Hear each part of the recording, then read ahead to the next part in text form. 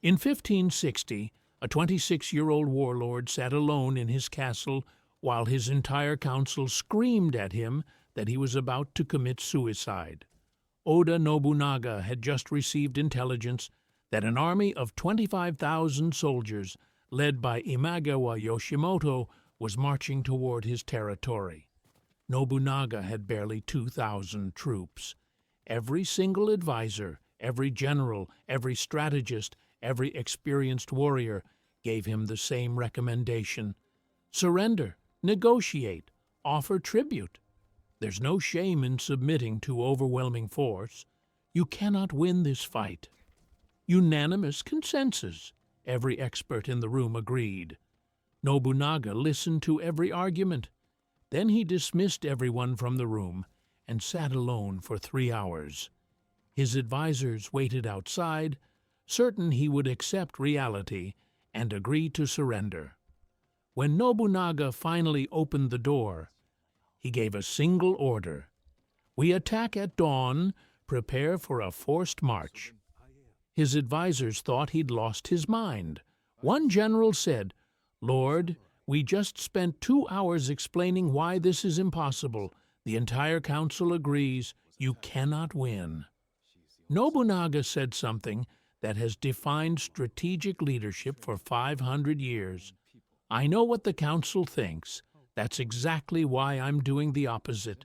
When everyone agrees, it means nobody is actually thinking. You're all just confirming each other's fear."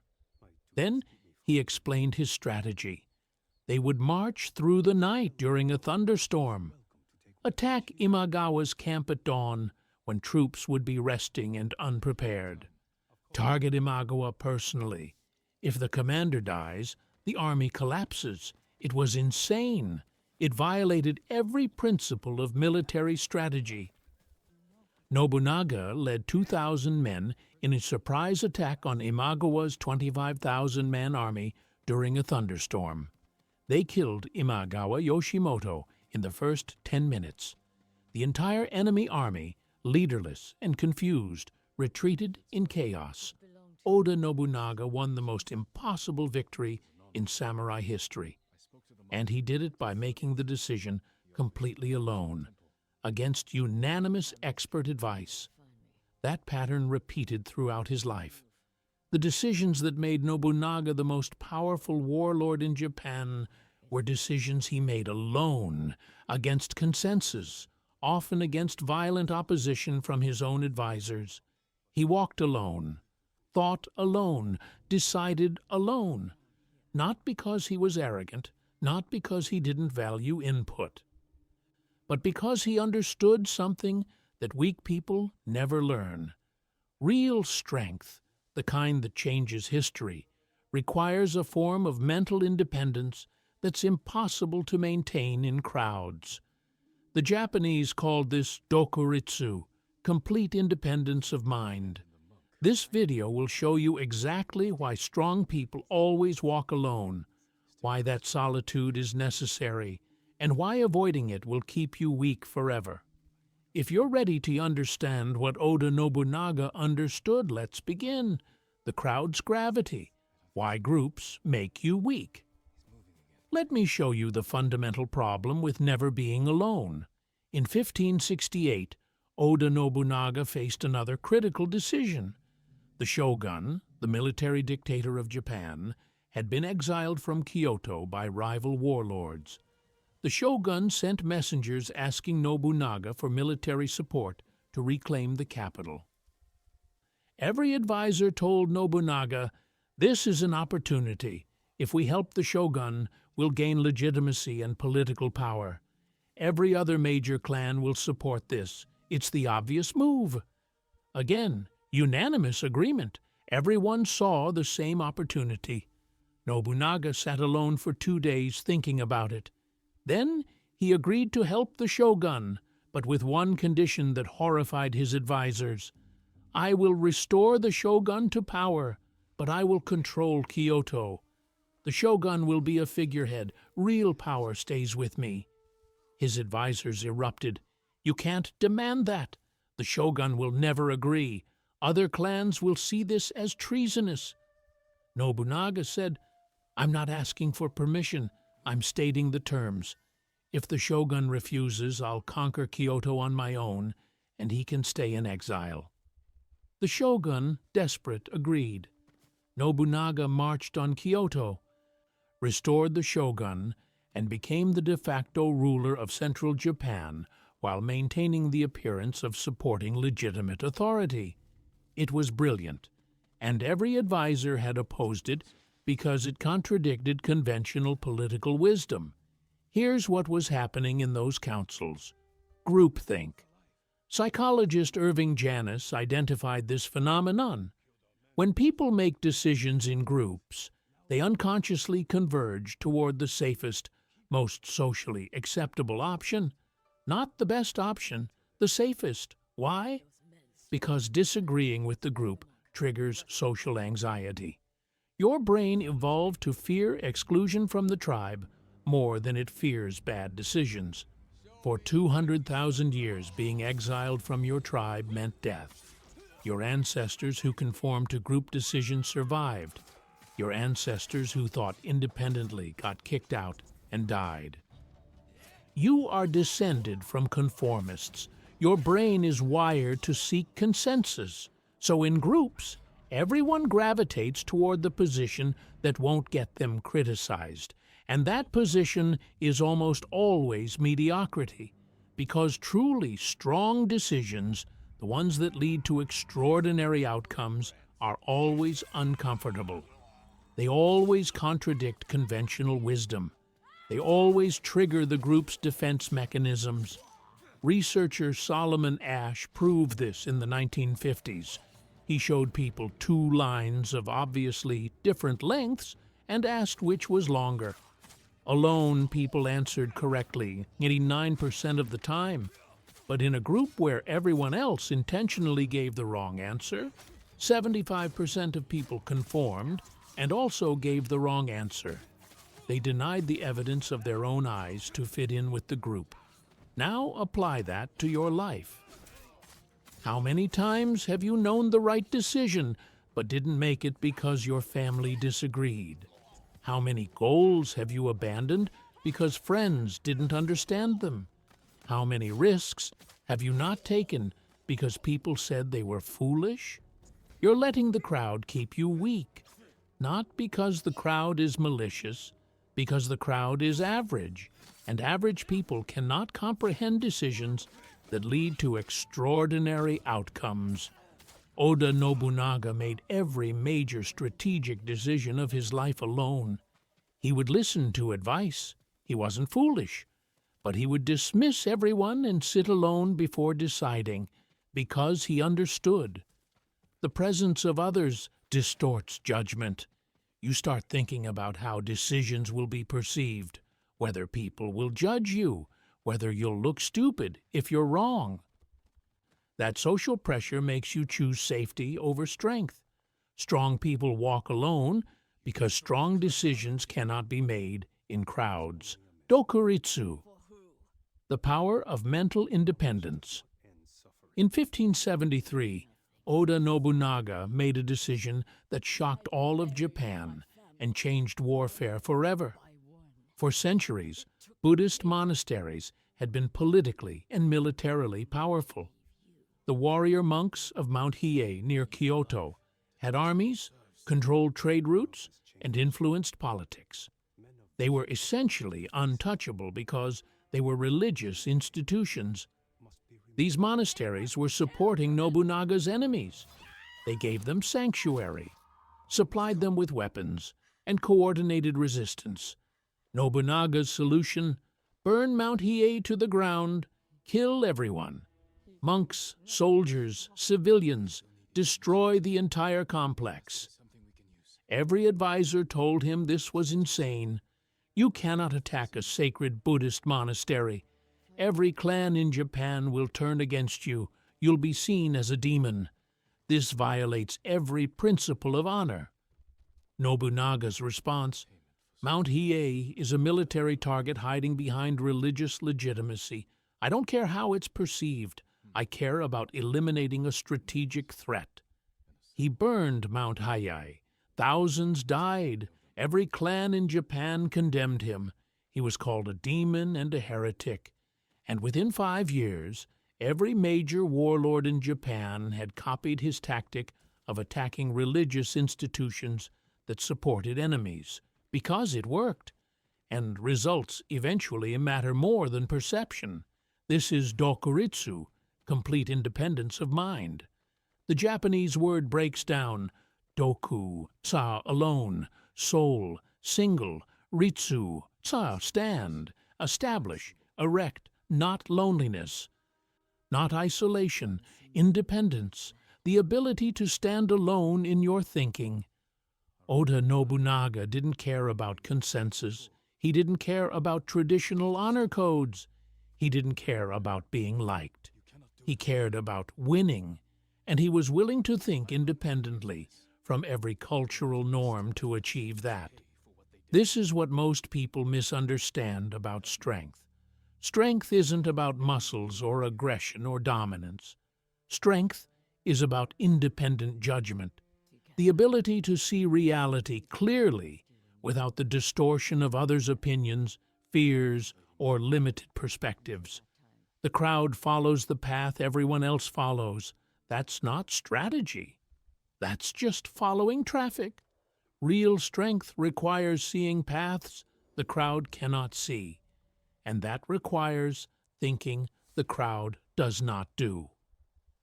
Nobunaga wrote in a letter to one of his generals, "The moment you need others to agree with you before you act is the moment you've given them power over your decisions. I listen to advice, but I decide alone." Here's the framework for dokuritsu. 1. Gather information from many sources. Nobunaga wasn't arrogant. He actively sought diverse perspectives. He would talk to merchants, foreign traders, peasants, monks, rival generals. But he gathered information. He didn't gather consensus. 2. Process that information. In complete solitude, after gathering input, Nobunaga would dismiss everyone and sit alone. Sometimes for hours, sometimes for days, he would think through every angle without the pressure of people waiting for his decision, without social dynamics influencing his thinking. 3. Make the decision and own it completely. Once he decided, the decision was final. He didn't second-guess. He didn't ask for validation. He owned the outcome completely, whether it succeeded or failed. This is dokuritsu. Independent information gathering, plus solitary processing, plus complete ownership. Most people do the opposite. They only gather information that confirms what they want to believe. They make decisions in groups to share blame. They refuse to own outcomes. That's why most people never develop real strength. The 3 separations: how to walk alone. So how do you actually develop dokuritsu? How do you become someone who can walk alone without needing the crowd's approval? Oda Nobunaga practiced what I call the 3 separations. These were deliberate practices he used to maintain independence of thought. Separation 1. Physical isolation for decisions. Nobunaga had a small room in every castle he controlled. These rooms were called his kotan, thinking rooms. Nobody was allowed to enter. No servants, no advisors, no family. When Nobunaga needed to make an important decision, he would enter his kotan, close the door, and stay there until he'd made the decision. Sometimes hours, sometimes overnight. His generals hated this. They wanted immediate decisions. They wanted to be part of the process. Nobunaga refused. He understood the presence of others, even silent others, creates social pressure that distorts thinking. You start imagining their reactions. You start justifying your thinking to an imaginary audience. You lose access to your genuine judgment. Modern application: you need a physical space, even just a room or a corner, where you make important decisions completely alone. When you face a significant choice, gather all the information you need, then isolate yourself physically. No phone, no people, no distractions. Sit with the decision for at least 1 hour before committing. This physical separation creates mental separation. It removes the social pressure that makes you choose consensus over truth. Separation. Tui, delayed response to advice. When advisors gave Nobunaga recommendations, he never responded immediately. He would say, "I've heard your counsel, I'll consider it." Then he would wait at least 24 hours before giving his decision. Why? Because immediate responses are social performances. You're reacting to the person, not evaluating the idea. The 24-hour delay allowed Nobunaga to separate the advice from the advisor, to evaluate the idea on its merits, without the social dynamics of the person presenting it. His advisors found this frustrating. They wanted immediate validation or rejection. Nobunaga knew immediate responses served the advisor's need for validation. Delayed responses served the decision-maker's need for clarity. Modern application. When someone gives you advice or makes a recommendation, never respond immediately. Say, "Thank you, I need to think about this." Then sit with it for at least 24 hours alone. This delay filters out social pressure and emotional reactions. You'll often realize that advice that seemed compelling in the moment is actually weak when you evaluate it alone. Separation. 3. The unpopular decision practice. This is the most important separation. Nobunaga deliberately made at least one unpopular decision per year, not recklessly, but consciously. A decision he knew would be criticized, that would contradict consensus, that would make him unpopular. He did this specifically to practice independence from the need for approval. The Mount Hiei massacre was one of these decisions. Attacking religious institutions violated every social norm. He knew he would be condemned. He did it anyway, specifically to prove to himself that he could act independently from social pressure. Modern application. You must practice making unpopular decisions, not to be contrarian, but to build immunity to social pressure.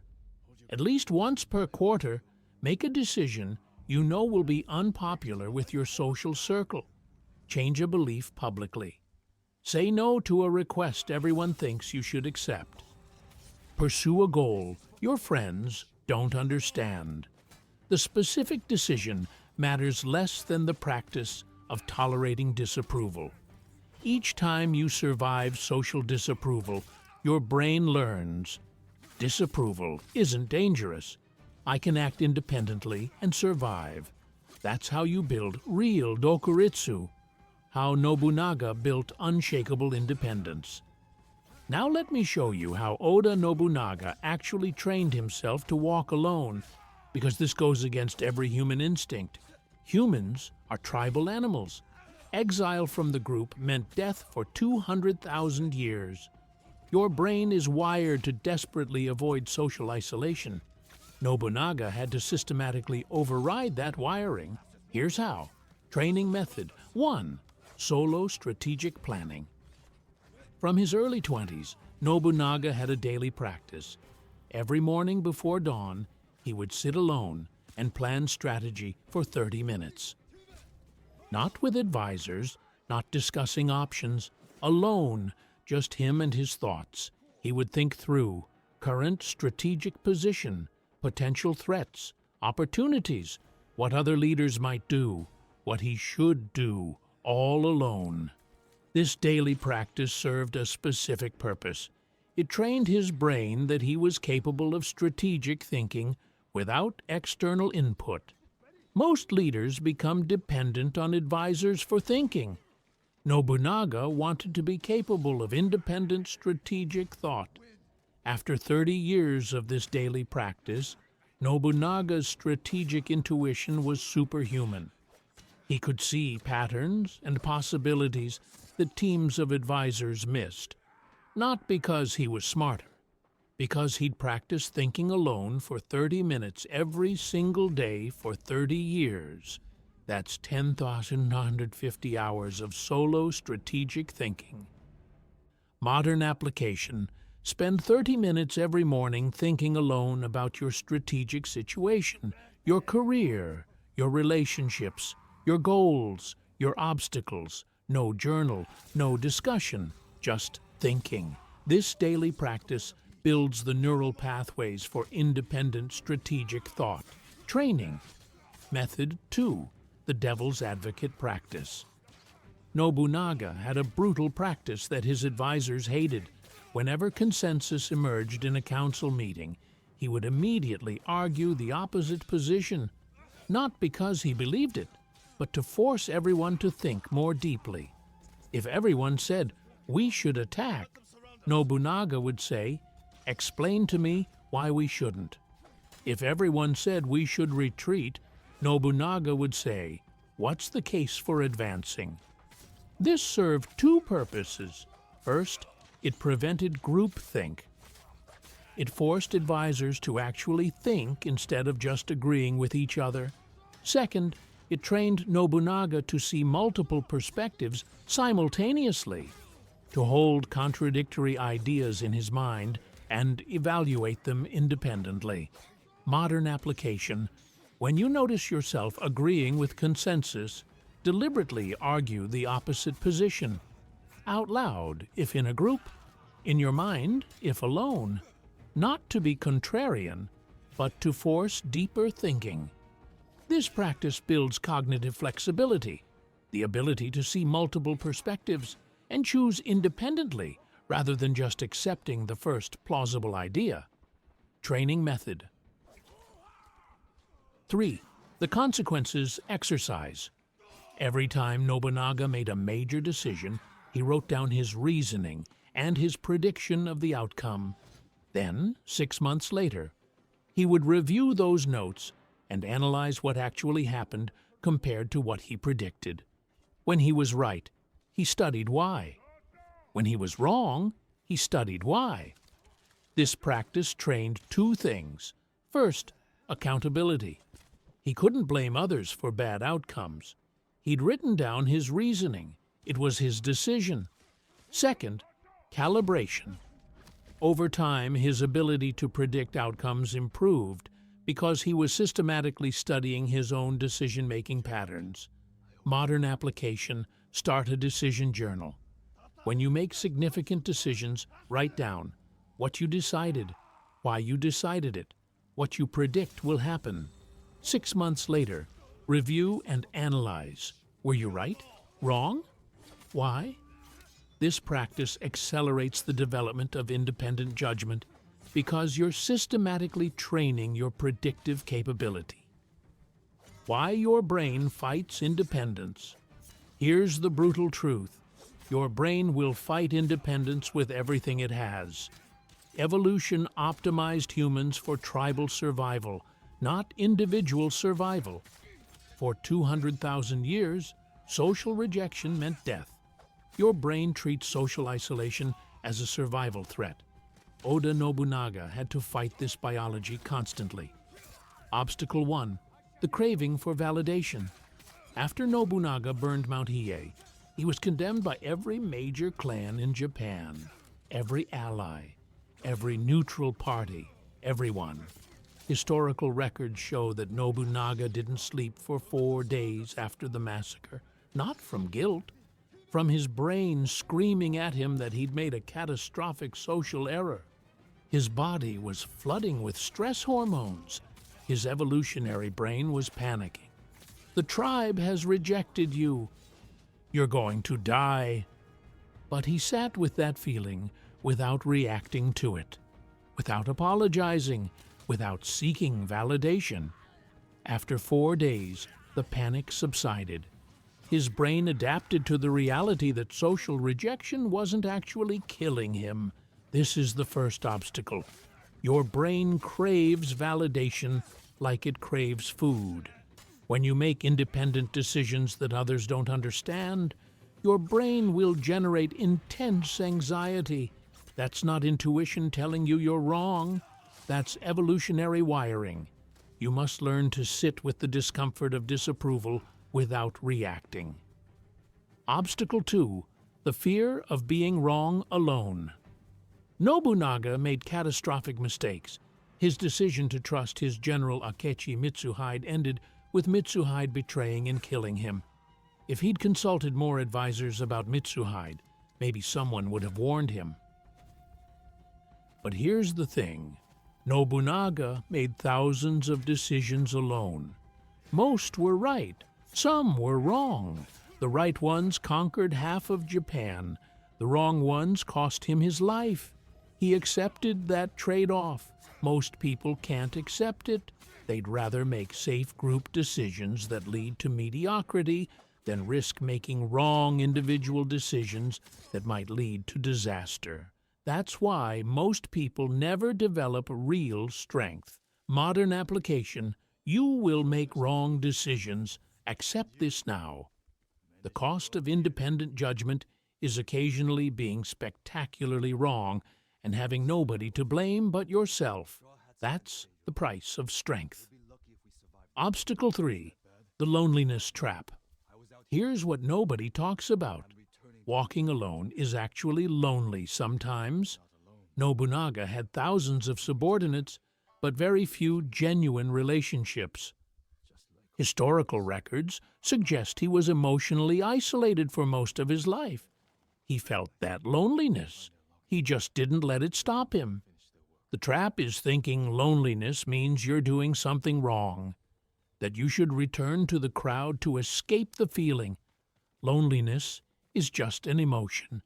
It's your evolutionary brain saying, the tribe is far away, but you're not in danger. You're just uncomfortable. The skill is functioning perfectly despite loneliness. The strength that requires solitude. Let me bring this full circle. That 26-year-old warlord who sat alone while his entire council screamed at him to surrender, Oda Nobunaga, made the loneliest decision of his life. Every expert said surrender. Every voice of experience said compromise. Every person he trusted said he was about to commit suicide. He sat alone in that room for 3 hours, completely alone. No advisors, no generals, no family. Just him and the crushing weight of a decision that would either make him legendary or get everyone who followed him killed. Every voice of reason said surrender. Every expert said negotiate. Every person he trusted said he was about to commit suicide. He sat alone and decided, I'm attacking anyway. The next morning, he led 2,000 men in a forced march through a thunderstorm to attack an army of 25,000. He struck at dawn when they were unprepared. He targeted the enemy commander personally. He killed Imagawa Yoshimoto in the first 10 minutes of fighting. And he won the most impossible victory in samurai history. But that wasn't a one-time stroke of luck or a moment of inspired genius. That pattern repeated throughout his entire life. Every single decision that made Oda Nobunaga great was a decision he made alone, against consensus, often against violent opposition from the people closest to him. When he decided to use firearms extensively in warfare, revolutionizing samurai combat, every military traditionalist opposed him. He did it alone. When he decided to attack Buddhist monasteries that harbored his enemies, something considered sacrilegious, every advisor warned him of the consequences. He did it alone. When he decided to build alliances with European traders and missionaries, something that violated cultural norms, every counselor told him it would alienate other clans. He did it alone. He walked alone through every major decision of his career.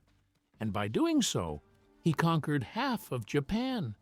Not because he was antisocial, not because he was arrogant, not because he couldn't build relationships, but because he understood something that weak people spend their entire lives never learning. Here's what you need to understand.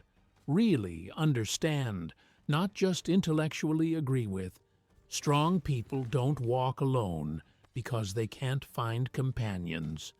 They walk alone because the path to real strength is fundamentally solitary. Let me break down why these two things, walking with the crowd and developing real strength, are completely incompatible. Crowds follow established paths. That's what makes them crowds. They look at where everyone else has gone, and they follow the same route because it feels safe, because it's been proven, because other people have survived it. Strength requires creating new paths, going where nobody has gone, doing what hasn't been validated yet, choosing directions that have no guarantee of success. These are opposite actions. You cannot follow the established path and create a new path simultaneously. You cannot walk where everyone else walks and pioneer new territory at the same time. Crowds seek consensus before acting. They need everyone to agree. They need validation that, yes, this is the right choice. They need the psychological safety of knowing that if this decision is wrong, at least everyone was wrong together. Strength requires independent judgment, looking at the same information everyone else sees and reaching a different conclusion, making decisions that contradict what the majority believes, acting on convictions that others don't share. Again, these are fundamentally incompatible. You cannot wait for consensus and act decisively at the same moment. You cannot require group approval and make independent choices simultaneously. Crowds crave validation from others. They need people to approve of their decisions. They need external confirmation that they're doing the right thing. They need the crowd to tell them, yes, you're on the right path. Strength requires self-validation, the ability to know you're right even when everyone is telling you you're wrong, the capacity to trust your own judgment over the collective judgment of everyone around you, the courage to act on your convictions without needing anyone's permission or approval. These are opposite psychological states. You cannot seek external validation and maintain internal conviction at the same time. This is why crowds and strength are incompatible. They're not just different, they're opposite. The crowd's path is the path of safety, consensus, and validation. The strong person's path is the path of risk, independent judgment, and self-trust.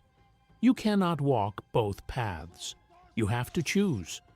Now, I need to be absolutely clear about something because people constantly misunderstand this point.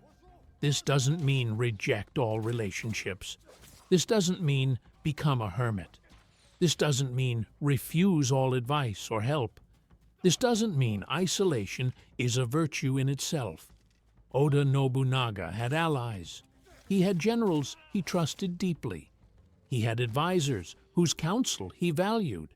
He built strategic alliances throughout his career. He was surrounded by people constantly, but, and this is the critical distinction, when critical decisions had to be made, he stood alone. When the moment came to actually choose a direction and commit to it, he dismissed everyone from the room and made the decision by himself. When unpopular truths had to be faced, when reality contradicted what everyone wanted to believe, he faced those truths alone first before bringing them to his council. When the difficult path had to be chosen, when every comfortable option was wrong and only the uncomfortable option was right, he chose alone and then brought others along. And here's what separated him from weak leaders. He was comfortable there. He didn't agonize about being alone with difficult decisions. He didn't desperately seek validation after choosing. He didn't need people to understand or approve of his reasoning. He made the decision. He owned it completely. He moved forward without hesitation. That's dokuritsu, not loneliness, not isolation, not rejecting human connection, independence. Complete independence of mind that allows you to see clearly when everyone else is blinded by consensus, fear, or conventional wisdom. So, how do you actually develop this? How do you become someone who can stand alone in critical moments without breaking? The method is simpler than you think, though not easy to execute. First, practice physical isolation for important decisions. When you face a significant choice, career decisions, relationship decisions, strategic decisions about your future, remove yourself physically from all social pressure. Go to a room alone.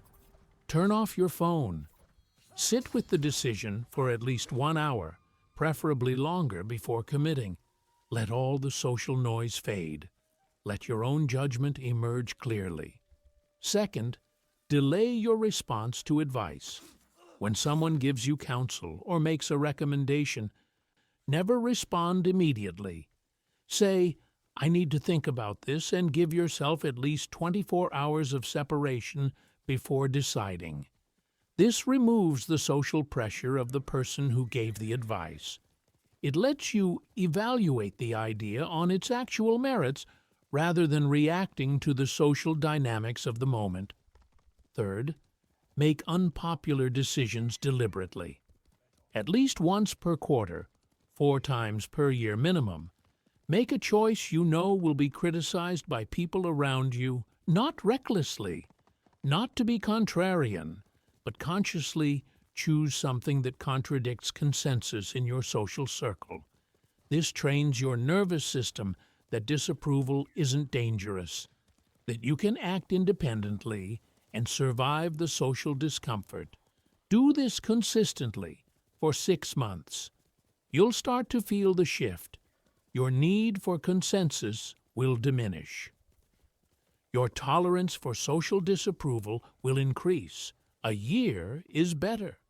After a year, independence starts becoming part of your identity rather than something you practice.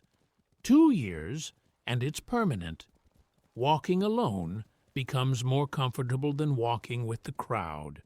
But I need to warn you about something. This process is genuinely uncomfortable. You will feel lonely sometimes. That's your evolutionary biology, warning you that you're separated from the tribe. For 200,000 years, that separation meant death. Your brain will panic. You will doubt yourself constantly, especially in the beginning. That's your social conditioning, trying to pull you back toward consensus, toward safety, toward the comfort of group thinking. You will wonder if you're making a terrible mistake. That's normal. Uncertainty is the price of independence. If you felt certain, you wouldn't need independence. You'd just be following obvious signs. But here's what you need to understand. Those feelings are evolutionary noise. They're not intuition. They're not wisdom. They're not your gut telling you you're wrong. They're just your ancient survival brain panicking because you're not doing what everyone else is doing. Oda Nobunaga felt all of those feelings. Historical records show he struggled with doubt, with the weight of isolation, with the burden of making decisions that could destroy everything. But he didn't let those feelings control his decisions. He felt the discomfort and made the independent choice anyway. And look at what that produced. Oda Nobunaga walked alone for his entire career. He made independent decisions for 30 years. And yes, he died at age 49, betrayed by one of his own generals, forced to commit ritual suicide in a burning temple. His independence didn't save him from betrayal. His strength didn't prevent his death. But here's what matters. Here's what makes his life meaningful despite its violent end. In those 49 years, Oda Nobunaga changed Japan forever. He broke the political and military power of Buddhist monasteries that had controlled Japanese politics and warfare for over 400 years. He revolutionized samurai warfare by embracing firearms when every traditionalist rejected them as dishonorable, creating the military systems that his successors used to unify the entire country. He began the process of national unification that ended 150 years of devastating civil war, even though he didn't live to complete it himself. He reformed administration, developed trade networks, built revolutionary castle designs, and created political and economic systems that lasted for centuries after his death. One man, walking alone, changed the entire trajectory of a civilization, not because he was born special, not because he had supernatural abilities, not because circumstances favored him, but because he was willing to stand alone when everyone else wanted consensus, because he was willing to make decisions independently when everyone else wanted validation, because he was willing to face unpopular truths when everyone else wanted comfortable lies. That's the power of Dokuritsu. That's what independence of mind makes possible. And you can develop the same capacity, not to Nobunaga's extreme degree necessarily, but enough to make decisions that matter, enough to walk your own path, enough to build something real instead of just following where everyone else walks. If this video fundamentally changed how you see strength, independence, and decision-making, subscribe to this channel and turn on notifications, and tell me in the comments, what decision are you currently facing that the crowd doesn't understand? I read every comment. Your struggle with walking alone might help someone else find the courage to take their first independent step. Remember, the crowd walks together towards safety and mediocrity. The strong walk alone toward danger and greatness, not because walking alone is pleasant, but because real strength, the kind that changes things, that builds things, that matters, can only be developed in solitude. If you've made it this far through this entire video, thank you for your time and attention. Now go make a decision alone. I'll see you in the next one.